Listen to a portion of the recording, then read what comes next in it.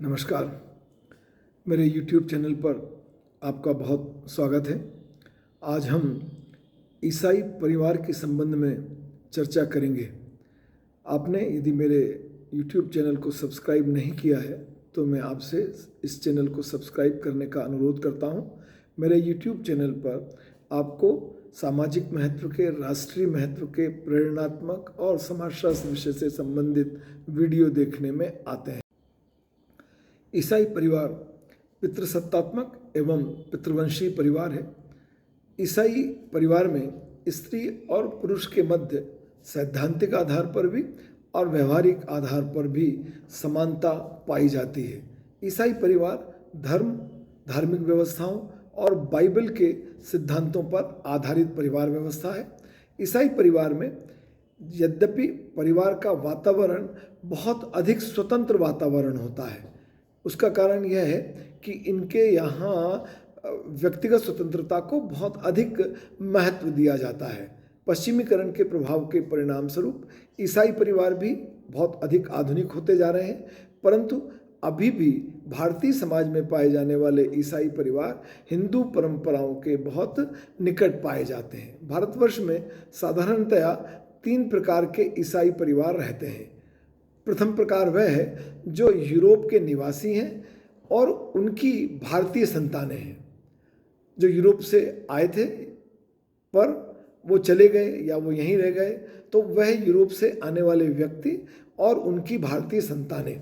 यह परिवार यूरोपीय परिवार एवं सांस्कृतिक विशेषताओं को आज भी धारण किए हुए हैं। दूसरे प्रकार के परिवार हैं हिंदू एवं मुसलमानों से धर्म परिवर्तन कर ईसाई बने लोग एवं उनकी संतानें। यह अपनी भारतीय परंपराओं को आज भी नहीं छोड़ पाए हैं। यह अपनी परंपराओं से आज भी जुड़े हुए हैं। यह पाश्चात्य सभ्यता और संस्कृति को अपनाने का प्रयास तो करते हैं, परंतु अपनी मूल संस्कृति से आज भी जुड़े हुए पाए जाते हैं। तीसरा प्रकार है प्रथम एवं द्वितीय प्रकार। वह लोग जो यूरोप से आए थे, वह लोग जो हिंदू और मुसलमान थे और ईसाई धर्म में कन्वर्ट हो गए, उनकी मिश्रित संतानें। जब ऐसे लोगों के मध्य आपस में विवाह हुआ तो उस विवाह से उत्पन्न संतानें। इस प्रकार के जो विवाह हैं, इनमें परिवार का रहन सहन, खान पान, वेशभूषा, बोलचाल और संस्कृति जो मूल रूप से ईसाई परिवार हैं उनसे पृथक पाई जाती है और इन्होंने अपनी पारंपरिक जीवन पद्धति और परिवार व्यवस्था को बनाए रखा है। ईसाई परिवार के उद्देश्य। धार्मिक दृष्टि से ईसाई परिवार के 3 प्रमुख उद्देश्य हैं। पहला, ईश्वरीय इच्छा को मानकर संतानोत्पत्ति करना, उनका लालन पालन करना, उनकी शिक्षा की व्यवस्था करना, उनको संस्कारित करना। दूसरा, व्यभिचार को रोकने के लिए तथा पापपूर्ण जीवन से बचने के लिए यौन संबंधों का नियंत्रण करना। और तीसरा, सदस्यों का आपस में सहयोगपूर्ण संबंध, एक दूसरे के सुख दुख में साथ देना। MP जान ने इसके अतिरिक्त विवाह के उद्देश्य बताए हैं। संतानोत्पत्ति। संतानोत्पत्ति ईसाई परिवार का केंद्रीय उद्देश्य है। वैध संतानोत्पत्ति, समाज की सामाजिक निरंतरता को बनाए रखना और इसके माध्यम से संस्कृति का हस्तांतरण करना। व्यभिचार से बचाव। ईसाई धर्म के अनुसार परिवार वह माध्यम है जो यौन इच्छाओं, क्रियाओं एवं व्यवहारों को नियमित एवं नियंत्रित करता है। हालांकि ईसाई धर्म इस बात को मानता है कि सामान्यतः विवाह नहीं करना चाहिए। विवाह आपके धार्मिक जीवन में बाधक है, पर वह तब विवाह की आज्ञा प्रदान करते हैं जब व्यक्ति अपनी इच्छाओं पर, यौन इच्छाओं पर नियंत्रण ना कर सके। तो व्यभिचारपूर्ण जीवन जीने से अच्छा है कि वह विवाह करे और परिवार की स्थापना करे। पारस्परिक सहयोग, प्रेम, सहयोग, सहानुभूति, त्याग, ये वह आधार हैं जो पारिवारिक जीवन को नियमित और नियंत्रित करते हैं। और अंतिम है जो जान के अनुसार है पारस्परिक आराम। पारस्परिक आराम का तात्पर्य है कि अपनी स्थिति के अनुसार पति पत्नी के द्वारा भूमिका का निर्वाह करना। ईसाई परिवार की विशेषताएं। ईसाई परिवार की पहली विशेषता है कि यह पितृसत्तात्मक परिवार है। पितृसत्तात्मक, पितृवंशी और पितृस्थानीय परिवार व्यवस्था ईसाइयों में पाई जाती है, परंतु मालाबार के कुछ ईसाइयों में मातृवंशीय परंपरा भी देखने में आती है। प्रत्येक व्यक्ति के नाम में, ईसाई व्यक्ति के प्रत्येक व्यक्ति के नाम में अपने माता पिता का जो नाम है उसका प्रथमांश जुड़ा हुआ होता है। दूसरी विशेषता है परिवार की सम्मिलित आय का अभाव। भारतीय समाज में परिवार की सम्मिलित आय, संयुक्त परिवार व्यवस्था प्रधानता से पाई जाती है, परंतु ईसाइयों में अधिकांशतः एकाकी परिवार व्यवस्था देखने में आती है, इसलिए इनके यहाँ सम्मिलित आय का प्रश्न ही उत्पन्न नहीं होता। सामान्यतः विवाह के पश्चात नवयुगल के नए घर के निर्माण करने का, नए घर में जाने को अच्छा माना जाता है। जहाँ अनेक भाई साथ साथ रहते हैं, वह परिवार का सामान्य खर्च उठाने के लिए अंशदान देते हैं, योगदान देते हैं, परंतु जो शेष संपत्ति है उस शेष संपत्ति पर उनका व्यक्तिगत अधिकार होता है। परिवार का आकार छोटा होता है। सामान्यतः ईसाई लोगों में परिवार का आकार छोटा होता है, एकाकी परिवार व्यवस्था पाई जाती है। इन लोगों में आधुनिक शिक्षा और पाश्चात्य विचारों का गहरा प्रभाव है, और ये आधुनिक शिक्षा और पाश्चात्य विचार इनको अधिक संतान उत्पत्ति से भी रोकते हैं। इनके यहाँ व्यक्तिगत स्वतंत्रता का, इनके परिवार में व्यक्तिगत स्वतंत्रता का सबसे अधिक महत्व है, और ये व्यक्तिगत स्वतंत्रता भी परिवार के आकार को बड़ा रखने में बाधक है।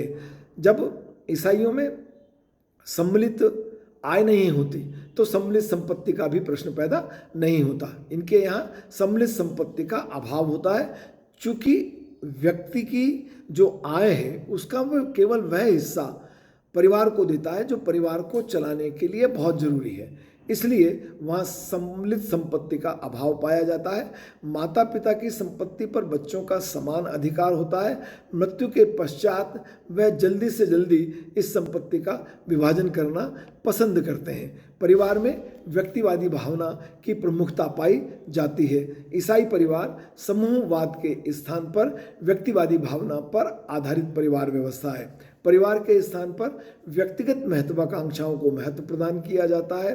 परिवार में व्यक्ति की स्थिति का निर्धारण उसके धन कमाने की क्षमता के आधार पर होता है, उसके योग्यता के आधार पर नहीं होता, उसके बड़े छोटे होने के आधार पर नहीं होता। परिवार में स्त्रियों की समान सामाजिक स्थिति है। ईसाई परिवार की ये बहुत अच्छी विशेषता है, बहुत प्रमुख विशेषता है कि स्त्रियों की स्थिति पुरुषों के समान है। उन्हें आर्थिक, राजनीतिक, सामाजिक, धार्मिक गतिविधियों में समान रूप से भाग लेने का अधिकार है। लड़कियों को शिक्षा और व्यक्तित्व विकास के समान अवसर प्राप्त होते हैं। आर्थिक दृष्टि से महिलाएं नौकरी, व्यवसाय के माध्यम से आत्मनिर्भर हैं। वे पारिवारिक दायित्वों का संयुक्त रूप से निर्वहन करती हैं। वैवाहिक क्षेत्र में भी स्त्रियों को समान अधिकार प्राप्त है। जीवन साथी का चयन करने में भी उनकी प्रमुख भूमिका होती है। ईसाइयों में बाल विवाह और पर्दा प्रथा नहीं पाई जाती। ईसाइयों में विधवा विवाह मान्य है। ईसाइयों में विवाह विलंब से होते हैं। हालांकि इनके यहाँ विवाह की आयु जो है वो 13 और 16 वर्ष निर्धारित है, पर ये विलंब विवाह करना पसंद करते हैं। ईसाइयों में सामान्यतः विशेष प्रकार के बहुत अधिक कर्म कांड देखने में नहीं आते। परिवार में धार्मिक जो आचरण होता है, विवाह संबंधी जो गतिविधियां होती हैं, उनमें भी कर्म कांडों की बहुत अधिक प्रधानता नहीं होती। दहेज प्रथा ईसाइयों में नहीं पाई जाती। विवाह विच्छेद ईसाइयों में मान्य है। विवाह विच्छेद किया जा सकता है, धार्मिक आधार पर नहीं किया जा सकता, पर ईसाइयों में विवाह विच्छेद बहुत अधिक होते हैं। ईसाई समाज में महिलाएं जब विवाह विच्छेद करती हैं तो उनको भी पुरुषों के समान अधिकार प्राप्त है। ईसाई महिलाएं पादरी के पद पर भी कार्य कर सकती हैं। ईसाई धर्म, समाज और परिवार ने स्त्रियों पर किसी भी प्रकार की कोई बाधा, कोई नियोग्यता लागू नहीं की है। ईसाई परिवार समानता की भावना पर आधारित परिवार है। पारिवारिक संबंध समानता की भावना पर आधारित है। मुखिया एक निरंकुश पुरुष या शासक नहीं है, बल्कि वह सबकी सहमति से परिवार को चलाने वाला व्यक्ति है। पारिवारिक मामलों में स्त्री, पुरुष और बच्चों को भी महत्वपूर्ण भूमिका अदा करने का अवसर प्रदान किया जाता है।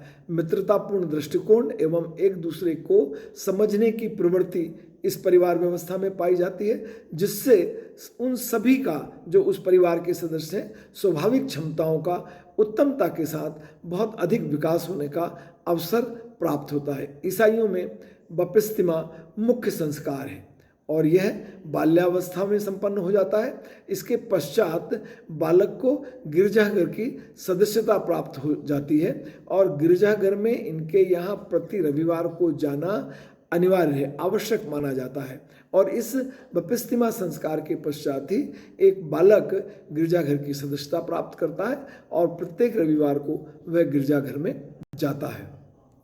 मुझे विश्वास है कि ईसाई परिवार की जानकारी से संबंधित यह संक्षिप्त वीडियो आपके लिए उपयोगी होगा। आपका बहुत धन्यवाद।